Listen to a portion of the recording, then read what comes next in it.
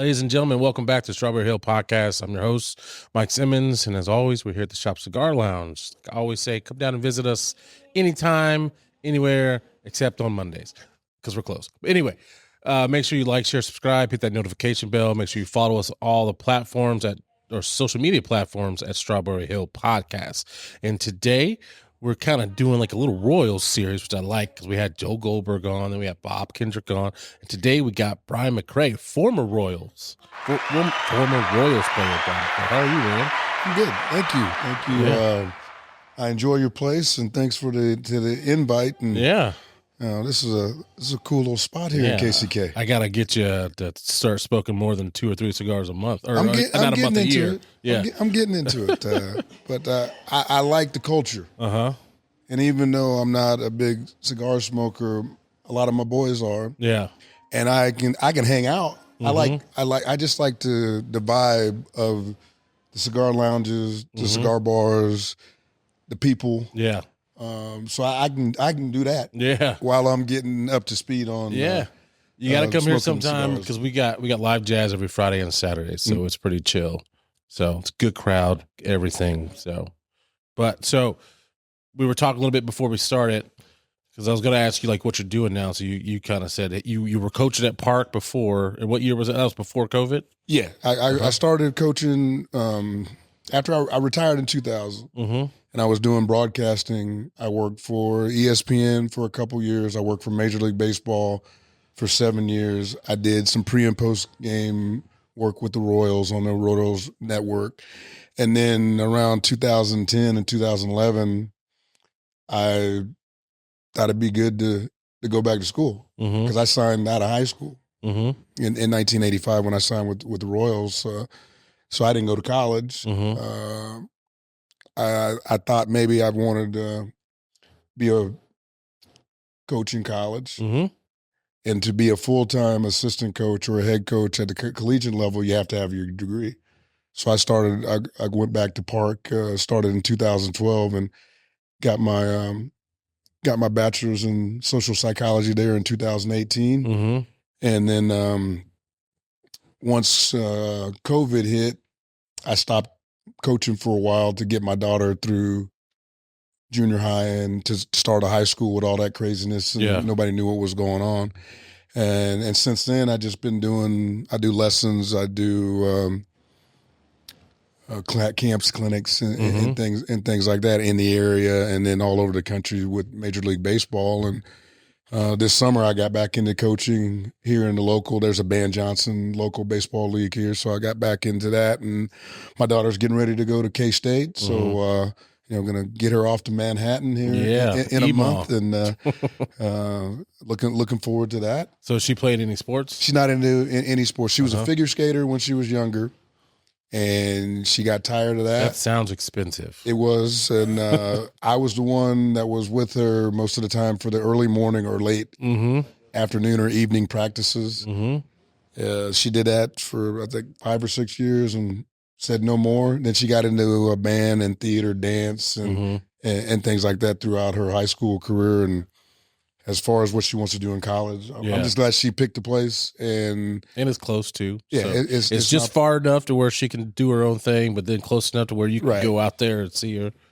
And, I don't know if she's going to pursue the arts and theater aspect of it or what she wants to do. But, like I said, it was nice to see her get through some troubling high school years for those kids that had to start with COVID and all the uncertainty of that. And she made it out and is going off to college. So it's been a challenging time getting her through high school, but it was fun to see her blossom. And I look forward to what's going to happen once she goes off to college. So she your only kid or do you have only? Yeah. Lucky. I got 2 kids, which it's great, but it's like I don't want any more. And my nieces and nephews everybody's right around the same age. My brother, who passed a couple years ago, he had 2. So his oldest son is going to school in Miami St. Thomas University. He's going to try to play football. This is his freshman year. Have a niece at the University of Florida going to pharmacy school. Got 2 nephews that playing high school football in Florida that are juniors and freshmen in high school. So all the kids are right around the same age, and I'll be going to a lot of college events and doing a lot of traveling, and be in the car and things like that over the next 5 or 6 years. But I'm looking forward to it. Yeah. So you sound like you got an athletic family, especially from, because your pops played professional too. So what was it like, guess, growing up in that kind of environment? I equate it to my mom was a teacher, my grandmother was a teacher, my aunt's a teacher. So half the side was scholastic, school-wise, and the other half was sports-wise. You just kind of follow what you see every day. Your dad's a fireman, you're more likely to want to do that. Yeah, my dad was a police officer. That's what I did for 15 years. Okay, so you know how it is. You see it. To the outside world, it's a little bit different, but to you, it's just normal everyday life. My dad started with the Cincinnati Reds. I got to run around the ballpark. I just thought it was like normal. You take your kid to work. My mom was a school teacher. I got to run around school with her. It was just, to me, it wasn't that special until I got into junior high, I think, when people made a big deal about it. Yeah. And then I started to understand how sports impacts a lot of people's lives and why they think, I just thought my dad went to work. Like, your dad went to work. He just worked different hours than your dad. It wasn't 9 to 5. And every now and then he might be on TV. And people pay to come see him perform. Yeah.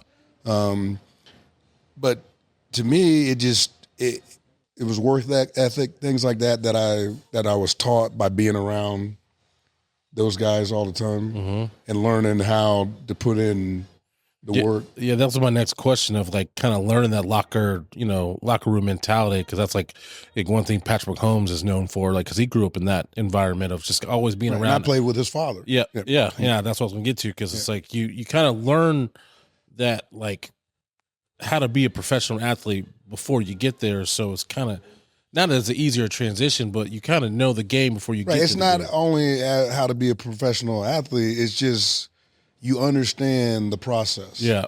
And I think that's where a lot of things get lost.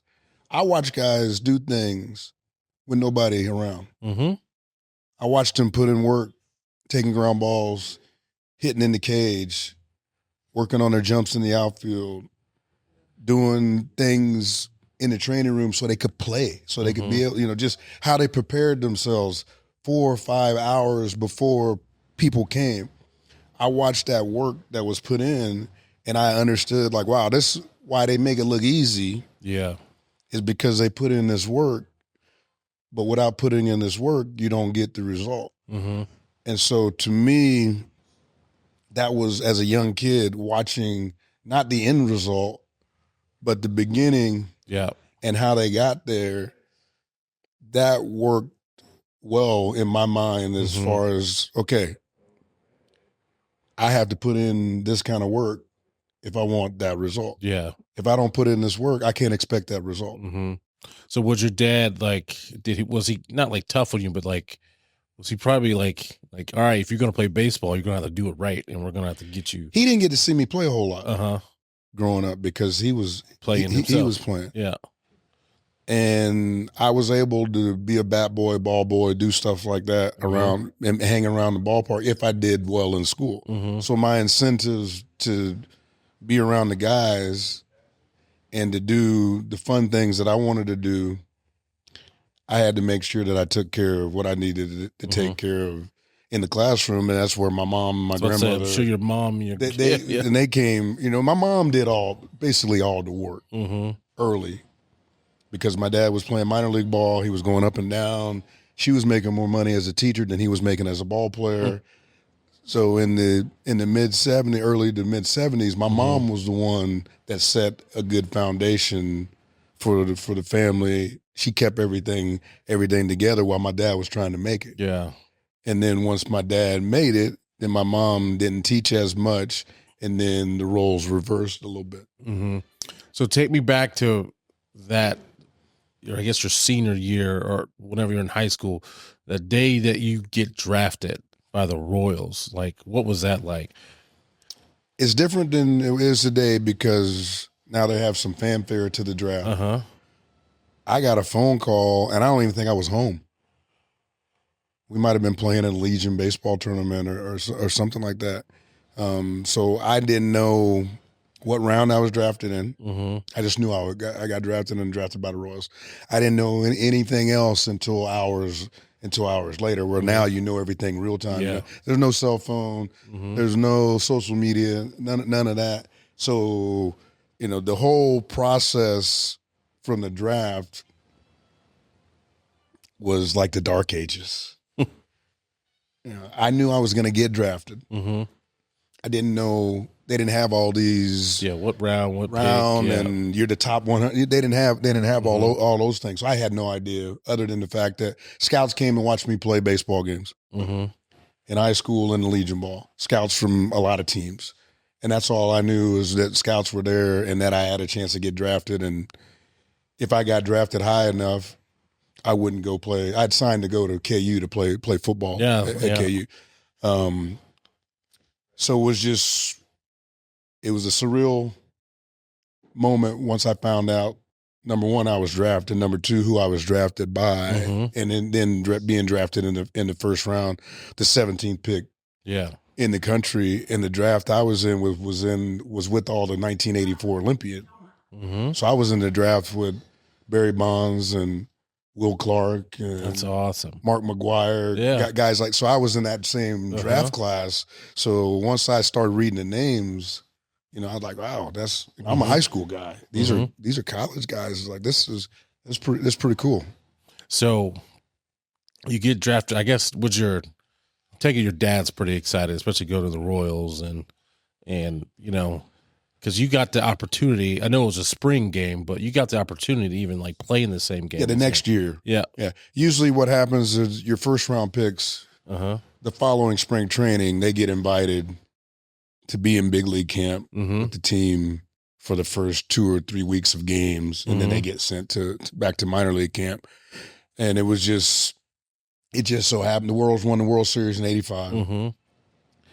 So 86, I get to play in some games, and I got to play in a game with my father in an early spring training game. And I think we were the first father-son combination to ever play in a game, official game, even though it was spring training. Yeah. And then later in '90, this was '86, so '91, I think the Griffies. Yeah, Griffies. Yeah, they were the ones to play in a major league game. But it was nice to be able to, for the family to be able to be together and have that special time and special moment.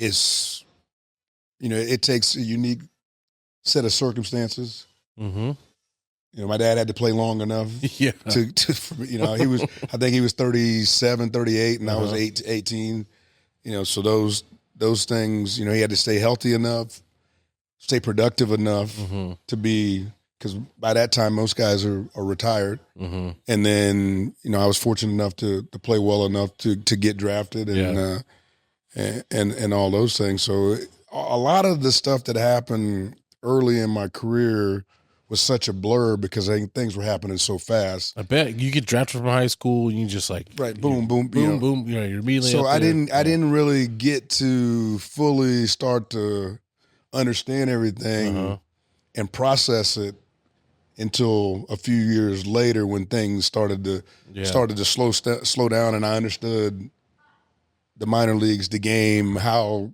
I fit, what I was gonna do, those things. So it was. I wish that I would have maybe been able to take in a little bit more of being in spring training, being with my dad every day, us being, on the same team as players, not how we were together later on as a player and a manager. But it just happened so fast that I really didn't get to enjoy the moment as much as I think I could have. But as time went on, realized how special it is. So I know, like you said, it was kind of blurry because there's a lot going on. But if you can remember, was there any like being the new kid on the block, especially Pops being there and drafted first round, like how was the culture and like how did you were you treated well going in? Like A lot of those guys had seen me around as a kid. So the big league guys treated me different than the minor league guys did. Mm-hmm. The big league guys had seen me for the most part growing up, being around the ballpark, knew who I was. Yeah. It wasn't that big of a deal. The minor league guys, when you're a first round pick, you have a target on you. Yeah. And everybody's watching what you do, every step you take. Why is this guy a first round? All those kind of things. Mm-hmm. So it was weird that the big leaguers treated me better and with more respect than my peers in the minor leagues, guys that are almost the same age as me. Mm-hmm. I was like an outcast in the minor league. When I went to minor league spring training, I was like an outsider. Mm-hmm. And it took a while for them to warm up to me. When I went to big league camp, they were just like, "Oh, it's they were Brian." like, "Brian's here," Yeah. but now I'm playing, and I'm not cleaning their shoes and washing their jocks. I'm part of the team. But they were so used to seeing me and me being around and knowing how I fit in with that clubhouse culture that it wasn't that big of a deal. And it took probably a year or so for the minor league guys to get that. Like, he's not that different. Yeah. Because his dad is playing. He didn't get drafted because his dad was playing. All those type of things. So that was the weird thing. Was like, how come these guys that haven't done anything in the game yet treating me bad or different when these guys that are already established big leaguers, they've already accepted me like no big deal. And it's probably too because minor leagues, like, it's cutthroat. But so your first round, you're coming to take somebody's job. Yeah. And the guy that was a first rounder the year before or a second rounder the year before was a shortstop. I was a shortstop. So there was it was a lot of pettiness and things like that went on in the minor leagues that when I first got there, I didn't understand. So it was hard for me to grasp what was going on and why guys were treating me the way they were treating me because I didn't do anything. It's like I just got here. Yeah. Was there any, like, cause I know like in NFL, like a rookie, they come in, they got to pay for the meals and they got to pay for the snacks. Like, well, at the minor league level, nobody's making any money. Yeah. We're making $650 a month or $700 a month. So, jeez. Yeah. I had buddies of mine in college that were working for Domino's. Making more money than you. Making more money than me. I was playing professional baseball. Luckily I got a decent signing bonus. Well, yeah. So that's basically, at that time in the minor leagues, your signing bonus was what's going to carry you through the lean years trying to get you to the big leagues. And, now the bonuses are good. Yeah. They're really good. And minor league salaries are good where you can live normal. You don't have to live 12 deep and things like that. But no, it wasn't any hazing or anything going on like that at the minor league level, but you could just tell there was a hierarchy of how things work because at the minor league level, you have AAA, guys close to the big leagues. You have AA where most of your prospects are, and you have a couple levels of A-ball where guys are trying to find their way, and most guys get weeded out there in A-ball. So you could tell the hierarchy, the older guys, the more experienced guys, AAA, and they kind of set the tone and the rules of how things went down and the culture of spring training.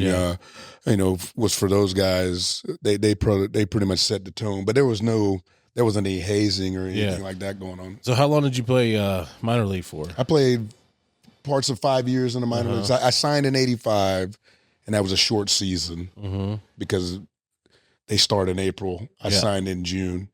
I got to the big leagues in '90. And how was that when you got that call? Like, hey, I was in Memphis. No, I was playing for Memphis in AA. It was my third year in AA. I'd switched positions from the infield to the outfield. And I was having a real good year. I made the All-Star team in Memphis that year, and it was early August, and I got a knock on my hotel door like at 3, 4 o'clock in the morning. Mm-hmm. It was our manager, Jeff Cox, there, and he goes, "Hey," and I thought he was playing joke because sometimes he'd come back from going out and mess with guys. So I was like, "Coxie, man, go to bed.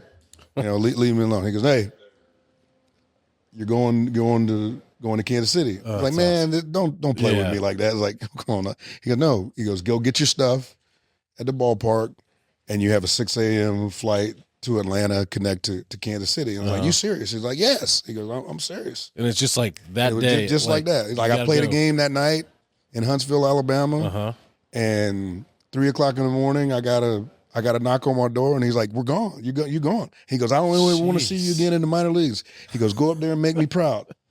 And I got my stuff, and there's no cell phones at that time. This is 1990. I got to wait till I get to the payphone in the Atlanta airport. I guess I'm not even thinking about that's to call my mom to let her know that I got called up. Because word, like I said, it's not that social media where everything happens quick and you hear it. Word was kind of trickling that I got called up, but nobody knew. And like I said, no cell phone. I get to the Huntsville airport, fly to Atlanta, find a payphone, call my mom because I had no money. Call my mom to tell her that I got called up to the big leagues. That was kind of how it was. And another thing that's a blur. I get to Kansas City. I didn't think I'm in the lineup that day because first day get acclimated. I see my name in the lineup that ninth. Jeez.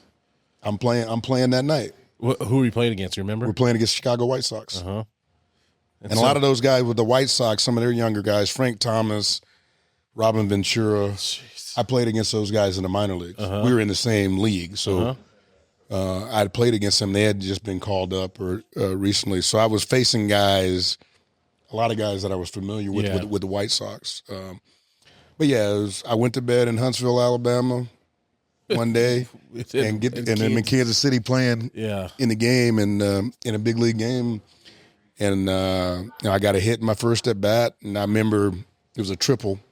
You got a triple your first at bat? Yeah, and all I remember was sliding into third base, and I almost passed out. I was like hyperventilating because everything with the crowd and everything. And it's like I wanted to call a timeout and just sit there for a while, just lay back and let me give me a breather. But so I played in the game, got a hit my first at bat. They told me Bo Jackson got hurt. That's the reason why I got called up. And they told me Bo doesn't want to play center field anymore. It's too taxing on his legs. So he moved to left, right? He moved to left field. Yeah. You're going to play here. Bo may be back in 2 or 3 weeks, and then you may go back to the minor league. So basically I was told that you're going to be here for 2 or 3 weeks, see what happens. And 10 years later, I was still in the big leagues. So you mentioned Bo Jackson. I was going to ask you about that too. What was it like playing with him?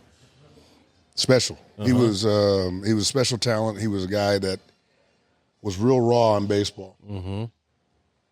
He didn't do anything fundamentally the way you're taught. He threw funny, he ran funny, he swung the bat, but it worked for him. And it was just nice. You go every day and you see a freak athlete. Yeah. That was kind of cool to be around. We were all good. But he was like a little step up. Yeah. More than a step up. Yeah. And he was just figuring it out. And we got to see that every day. You got to see the improvements that he made day in and day out, month. And he's freakish, and he's so much better than all of us right now. And we're baseball guys. He part-time baseball guy. Yeah, part-time baseball, part-time football, great in both. Right. Yeah. So it's unfortunate how the chain of events happened that I get called up. If he doesn't get hurt, I may not get called up at that time. Yeah. But that's just, I was next man up, and I came up, and I played well when I came up, and I stayed. And a lot of guys, when they come up, they don't stay. They get shifted back Especially down. when you're coming up for an injury, too. Right. Yeah. And I was fortunate enough that I did well enough that I stuck around, and then I started to make a name for myself, and then then I was able to have a 10-year career where I played pretty much. I was an everyday player for 10 years. So, at what point in your career was it when your dad came and started coaching? That was my second year. And how was that? Because then you started you grew up with your dad, watching your dad play, and then you get to the big leagues, and then you kind of get to play with your dad for in spring training, and then now you're getting coached by your dad. Yeah, it was 91. So my first full year, I've been there for a while. I think he came midway through the year, caught us, kind of catch us on the fly. That year was okay. The second year, our first full year together, was a struggle. I'd had a bad year. The team had a bad year. That was a tough adjustment because everywhere we went, people didn't want to talk about the team. They wanted to talk about you too. They wanted to talk about the father-son relationship. So that made me feel uncomfortable because it wasn't what we were doing to win or lose ball games. It was just a lot of the focus when we went to City for the first time was on me and my father and not what the Kansas City Royals were doing. And I think that compounded things. And like I said, we struggled. I didn't have a good year. By the time we got to 93, I felt good with my standing as a player in big leagues, more confident, things like that, and didn't let a lot of the outside voices bother me. So the next 2 years, 93 and 94, were great.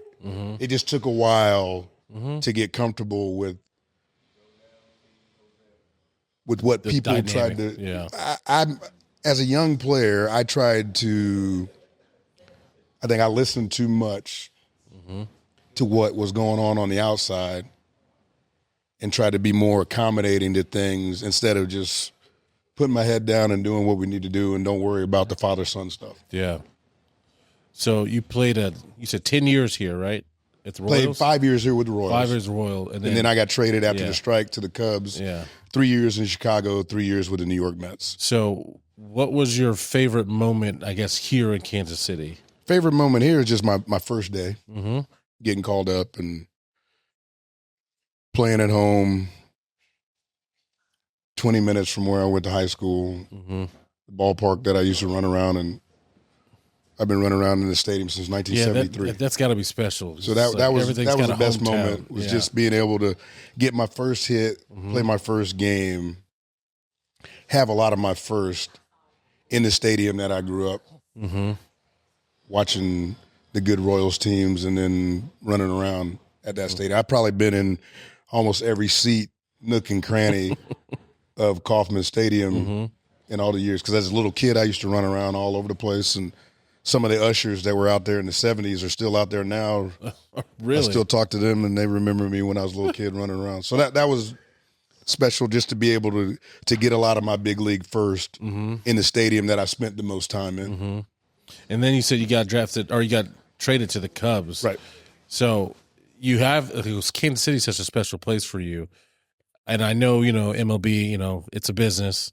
So I guess what was it like when you hear that call? Like, hey man, you're getting traded to the Cubs now. Well, they'd already fired my father after the strike. And so there was some uneasiness of what was going on. And the team was going in a different direction. We were pretty good. We were close to being a playoff team in 93 and 94. They broke that team up. And it was just time to move on. And it worked out good for me because Chicago was a great city, playing for the Cubs, great franchise. I love day games. Yeah. So Wrigley Field and day games fit with my personality. I like getting up and going to work, not waiting around all day. So I really thought that move was at the right time because I was starting to establish myself being an everyday player, put up some good numbers, started having real good years. Yeah. And to move to a national scene and go to Chicago, I don't think I would have been able to handle playing in a city like Chicago at 22. Yeah. But after playing 5 years in the big leagues and going to Chicago, I was able to do it. My progression worked for me. I don't think it would have worked the opposite way. If I would have played in New York young or Chicago young, I don't think I would have succeeded as well as I did. But to be able to play here, ease my way into it, and then go to Chicago and New York, by the time I got to those bigger cities, I understood so much more about myself and the game and how to handle the media and things like that, I think the media would have ate me alive as a young kid. Yeah, yours is a small market here than Right. that Chicago. That's So big things that you say here don't Yeah. get blown out of proportion like they would be in Chicago or New York. And when you're young, you're going to make mistakes. Your mistakes that you make in Chicago and in New York, you may not be able to overcome those mistakes. No. So 10 years and then you decide to retire. Right. What was life like after baseball? For a while, it's like a death in the family. It's like your mourning. That's part of your identity. life. Because it was 15 years that I played professional ball, 10 years in the big leagues, 5 years in the minor leagues. So that's all I knew. And at 33 years old, I signed at 17. I'm done at 33. It's a tough transition. I got into broadcasting right away. So I worked for ESPN. I got retired in 2000, spring of 2000. I started working with ESPN right away. Is that one of those things where did they reach out to you or did you go to them? It was I see a lot of former players that mutual thing, because I would start doing some broadcasting work when I was in Chicago, and I knew some people at ESPN, and they knew what I was into, and I'd bought the radio station here in Kansas City, 810, right? 810, Yep. and started doing, so I was. It wasn't like I had done no media at all, so they knew I was interested. And right when I stopped playing, they came to me and said, "Hey, this is opportunity." And I think that helped ease the transition a little bit, because some guys don't know what to do with themselves. Yeah. They've done it for so long, and then you're out. You feel like your self-worth is what you do as a player. And then that's when the guys go into depression and, all kind of bad things happen because they feel like what they do as a player is what their self-worth is, how people see them. Yeah, I dealt with that when I left the sheriff's office. I did that for 15 years, and it's like that's your identity. Right. And it's like you don't know what to do after Put that. that uniform on as me. Yeah. That's what it's like. Yeah. Like your number is you. Your badge number, like that's you. That's how you feel, who you are. Reality, that's just a part of you. But when you're so immersed in that, you feel like that's you. Like your real self is not you. That person that wears that uniform and is out there, that's you. Yeah. So how long did you do the broadcasting for? I did ESPN for 2 years, Major League Baseball for 7 or 8 years. And then they did some work with the Royals. I did like 20, 30 games. Long time. Yeah. So I stayed busy enough to where I felt connected, but not so much where it was an everyday grind. So that eased the transition a little bit. I mean, I could go, ESPN was 2 weeks on, 2 weeks off. So I would go in the studio in Bristol, Connecticut, do Baseball Tonight, do all the work there. But I had 2 weeks off after that. So I could go into New York City, go to Boston, go to games, go to shows. So I had a nice balance there to where it wasn't just baseball. And that helped. Yeah. Being able to get away helped and just do normal people stuff. I never been able to go to the lake on the 4th of July. Yeah. Yeah, always working. Yeah, I never been able to, my birthday is during baseball, so I've never been able to take a trip on my birthday. I was always, so things like that over time. It probably took 4 or 5 years to get the baseball player out of my system to where I felt like I was okay with what I'm doing now is okay. Yeah. Then you got into coaching after that. Yeah. So what made you get into coaching? One, it was because Johnson County Community College, I think they went to the College World Series in 2007 or 2008. Mm-hmm. Some friends of mine coach at Johnson County. And they're like, hey, we can't coach for the first 3 weeks of the summer because we made it to the College World Series. And we need somebody to help with this summer team. It's like, do you mind? It's like, we know you do some lessons and do some things. It's like, you mind helping out for a little bit? Mm-hmm. I was like, I don't know. And I got into it and I liked it. Mm-hmm. Yeah. And it kind of snowballed into something that I like because I found that I could reach the kids. Mm-hmm. I saw that some of the teaching and some of the things that were going on in amateur ball, I didn't like. Mm-hmm. And I felt like I could do some things to help bridge that gap and help some of the kids go on to college, go on to do. And those kids are going to end up being coaches. So I'm teaching future coaches what I feel is the right way. Yeah. 10 of the kids that I played with right now are coaching in college. Really? Yeah. Yeah. And 4 of them are head coaches in college. And those were guys that I got in high school. Mm-hmm. And I feel that what guys did before me, that knowledge that I have, it'd be a shame if I just took that knowledge to the house and didn't let anybody else have it. Yeah, I know that because I used to coach for a little bit, but it was way, way younger. But I know you probably are like me. You get that like sense of like, joy and like, you get into to train people and, and not even like in the baseball, but like to become better people. Yeah, guys will call me now. I was like, had a kid, like get married, get a job promotion, things like that. So it was a lot of things outside of the game, but the game has brought me so much in connections, being able to travel the world. I talked earlier. We talked about playing. Dominican. I played in Dominican. Yeah, I've been to Japan, been in Venezuela, things like that. Did you play in Japan? I didn't play. I broadcast games in Japan. How is baseball like over there? Because it's like a whole different. How football is here. Their culture is, they're a baseball culture. It's like sumo wrestling and baseball. Really? Are their two main sports. So just to have all that insight and knowledge, once I started coaching, I liked it. It's like it'd be selfish of me not to try to spread that knowledge to the younger generation of baseball players because they're going to end up being the coaches.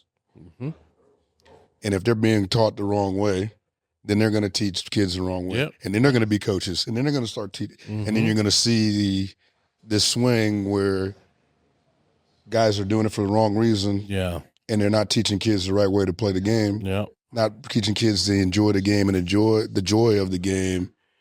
And the main aspect of it is how to work as one together and common goals and things like that. It's not for trophies. Yeah. Being first place in a tournament on the weekend is work to achieve some things. You're on my team. I do what I need to do. Have your back. Yep. You have mine. If something goes down, we go down together. Not point fingers. All work together. And all those things that I learned about baseball have nothing to do with winning and losing. Yeah. So do you? Because you're not coaching anymore. No, you're just chilling now. Yeah, I coached a little bit in the summer. The college summer team up here. We just finished a couple weeks ago, and once my daughter goes off to school, we'll see.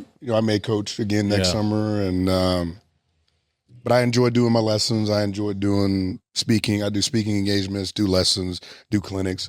I enjoy those things, but also.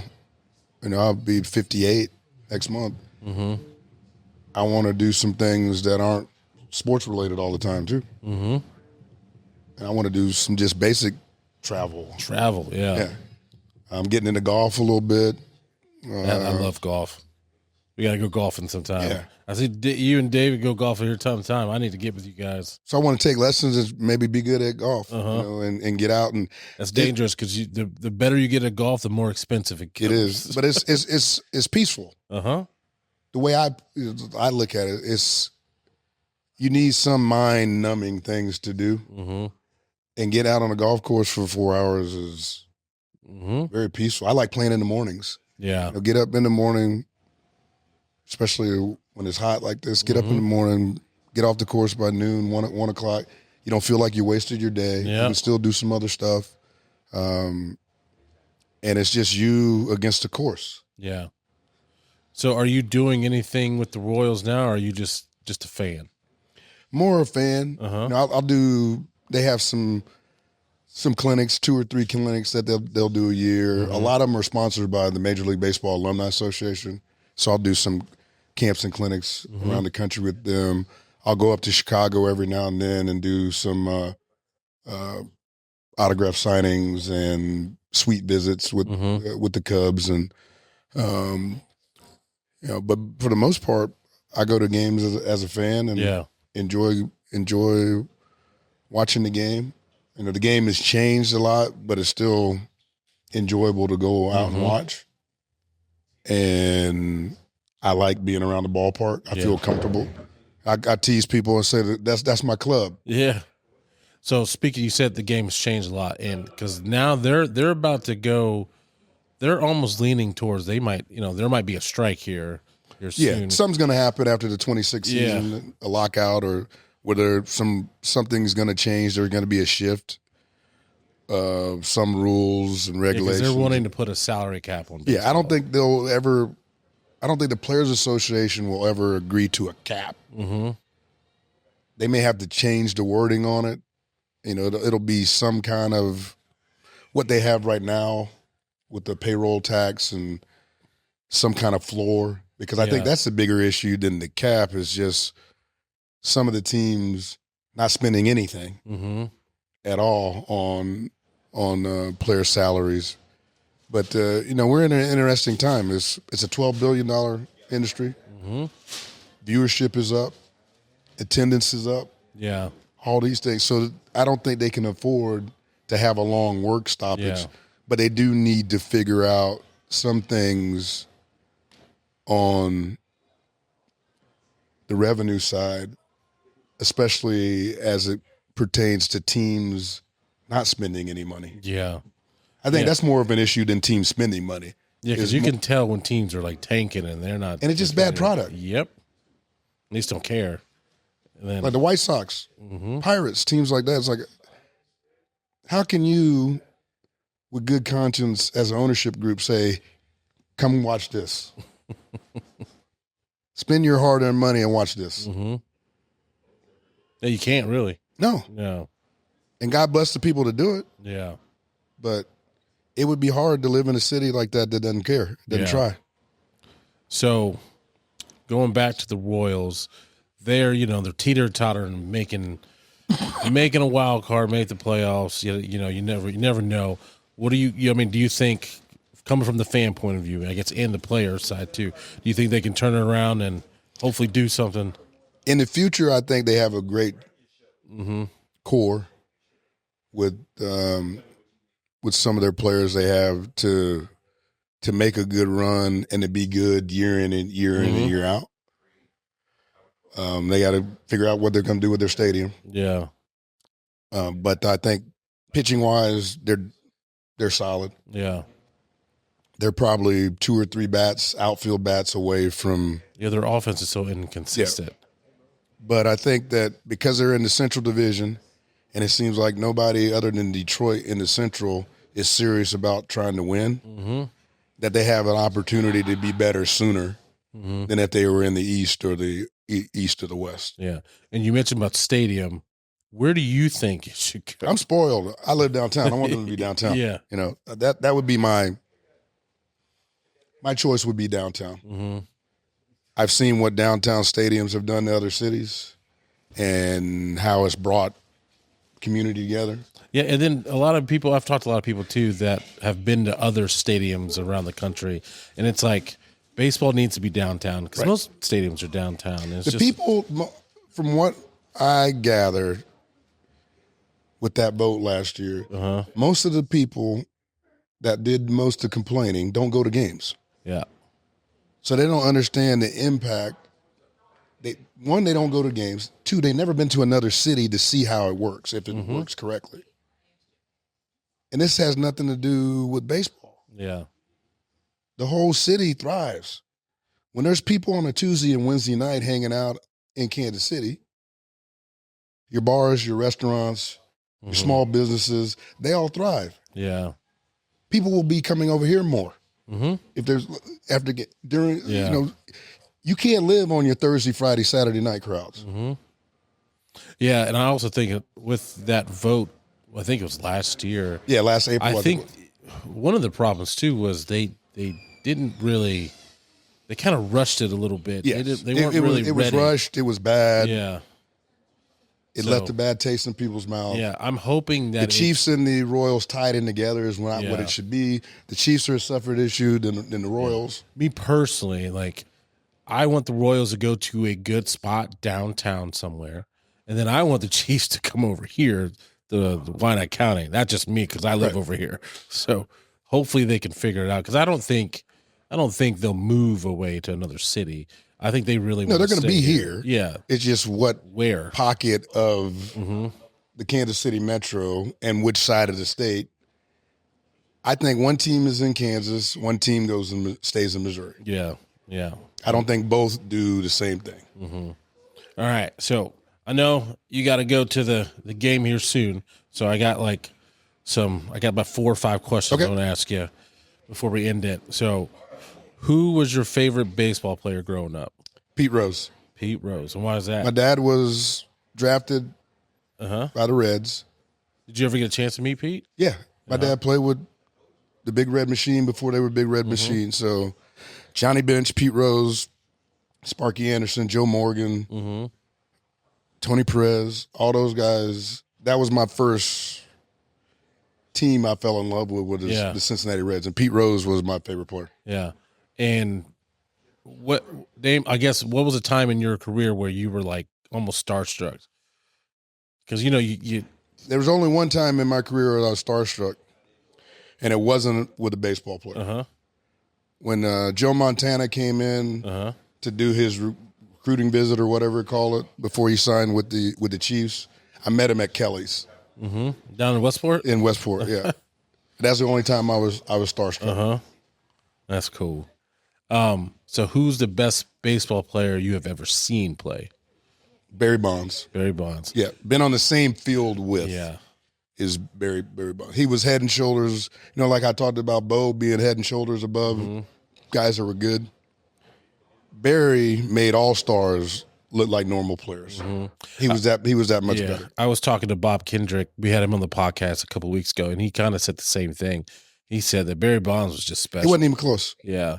He could do it all. And like he was good from the time he started and then the time he ended. And he had a long career too. And he could change the game in a lot of ways, unlike almost anybody that we've seen in our lifetime.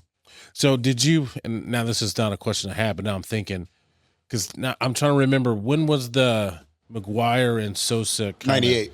And so you were still playing. Yeah, I was still playing. So, I just got moved traded from the Cubs to the Mets. So how was baseball? That was like the height of baseball. Right. That was, coming off the strike and all that. It was crazy. Yeah. Every day, Sports Center. Did Sammy hit a home run? Did McGuire hit a home run? Back and forth. And I keep forgetting that Griffey was a part of that too until he got hurt. Yeah. Yeah, so that was a wild time. And that brought people back after the strike. People were into it. That summer was crazy. That was a crazy summer of baseball because every day, especially like about when you got to August, Sammy was hitting home run almost every day. McGuire was hitting home run Yeah. almost every day. And it was breaking news here, breaking news there. Then that was fun to be around and I feel like and be a part of that. It saved baseball back then. Like it got people back into it. It did bring people back in. Yeah. Yeah. And like I know like viewership's up and stuff like that now. It's just like it's like you almost want something like that. Not like the whole steroid stuff, but you almost want something where like, you know, you got some players or something that people are watching. Cause I know Judge got close. He hit like 61 or 62 a couple years ago. But it's like I think baseball needs that like. And I think in time we will have that here with Bobby Witt Jr. Yeah. Yeah. And then Jack too. Yeah. Jack is a monster. So I think we may have two of the better players in Major League Baseball on the same team producing at a high level in the next 2 or 3 years here, right here in Kansas City. Yeah. That's awesome to hear. Okay. So excluding the Royals Stadium, what is your favorite stadium to play in? It was probably Coors Field in Colorado. Being a center fielder, having all that room to run, it just felt like you could showcase your talents and your abilities as a defender a lot better out there. And I like being able to run and chase down fly balls there. I now remember now that you said that. I remember the Houston used to have that. What did Houston have that? Like, little they hill? had that little hill, but I never played there. Oh, okay. They were still in the Astrodome when I was playing. Okay, because I was like, that had to have been annoying to even be an outfielder playing with there. Yeah, I didn't have to ever deal with that. Good. So, and then we talked about your favorite baseball moment. That had to have been like getting drafted and playing in the Royals Stadium. That's so cool. Yeah. But and I could tell people every day in the big leagues was a joy for me because they told me I was only going to be up for a few weeks, and then 10 years later I was still there. So every city I went to, I would go to the ballpark early. I sit in the stands when nobody was there and just soak it all in because like I never know when I may not be here. Yeah, and I just enjoyed. I got the most out of my 10 years because I enjoyed everything because I always in the back of my mind they said 3 weeks. 3 weeks. Yeah, 3 weeks and you'd be back down. 3 weeks. So it's like when we went to California, San Francisco, we went there. It's like I checked out. I wanted to make sure I soaked in everything about the ballpark and the cities, like because they said 3 weeks. Yeah. Yeah. So last question. Where do you see yourself in the next like 5 to 10 years? Oh, a good question. Friends of mine have been trying to talk me into doing podcasts. Yeah. And I'm sure you got stories for days. Yeah, just telling stories. Just doing podcasts of stories. Hopefully I'm a little bit better golfer. And I'll be in Manhattan a lot. Visiting my daughter at Kansas State. Yeah, you got to go to a football game and then visit Aggieville. Yeah, I haven't been in a while. Yeah, so she's got to wait to visit Aggieville. She ain't 21 yet. But I look forward to. I haven't been back to Manhattan for a game in probably over a decade, and I know a lot's changed there. They've done a lot on campus. I've sent some guys there to play baseball from summer teams I've coached, and they've said great things about it. So I'm looking forward to spending more time in Manhattan. Other than that, my parents are getting older; they're in their 80s, so spend more time down in Florida with them. My sister's there, but she's got 3 kids that are doing everything, so I don't. Yeah, she doesn't need to be the burden of trying to check on them. And while I have free time, I need to get down there. So I spend more time with my folks. Yeah. They're 82 and 81. Well, it's good to hear they're still around. Yeah, in Florida, probably just living life. Yeah, they hanging out with grandkids and having a good time. Good. Well, Brian, I appreciate you coming on, man. It's been my pleasure. Thank you very much. Yeah, I man. appreciate it. Yeah, enjoy talking to you. Get here and check out your place. Yeah, I would love that. And then, you got to, because I know you got to get to do a Royals game, and I appreciate everything you've done for the city and everything you've done with the Royals. I enjoy it. People say, "Why do I stay here?" And I have a business here. Daughter grew up here. established here, and overall, I like it here. Yeah, Above KC's a pretty good place. Everything else, I really enjoy it. I feel comfortable here. Yeah, people have made me feel welcome here, and I like giving back and doing what I can to a city that did a lot for me. Yeah, good. Well, I appreciate you, Brian. Thanks for coming on, man. I really do appreciate it. Yeah, and thank you guys for tuning in. Like I said, like, share, subscribe, hit that notification bell. Make sure you follow us on all the social media platforms at Strawberry Hill Podcast, and we will catch you next week.